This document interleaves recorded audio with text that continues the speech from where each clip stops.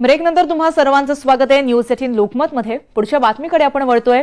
अकोला विधानसभा निवडणुकीमध्ये अकोट मतदारसंघात वंचितच्या जिल्हा परिषद अध्यक्षांच्या गावातच वंचित बहुजन आघाडीला केवळ 99 मतं मिळाली आहेत। गावात मतं का मिळत नाहीत या संदर्भात जिल्हा परिषद अध्यक्षांच्या बंगल्यावर धडक देत वंचितच्या कार्यकर्त्यांनी निवेदन देऊन विचारणा केली। जिल्हा परिषदेत वंचित बहुजन आघाडीची सत्ता असून जिल्हा परिषद अध्यक्ष संगीता आढाऊ वंचित बहुजन महिला आघाडीच्या जिल्हा महासचिव देखील आहेत।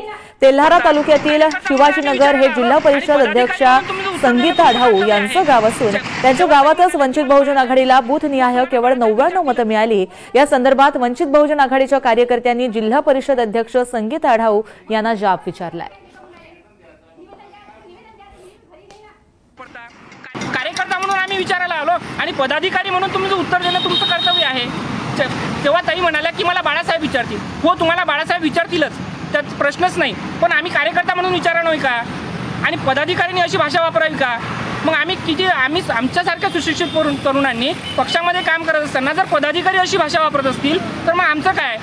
हाच प्रश्न आम्ही त्यांना विचारायला आलो आणि इथून पुढे हा प्रकार होणार नाही याची सर्वच पदाधिकाऱ्यांनी दखल घ्यावी अशी मी या ठिकाणी आपल्याला विनंती करतो।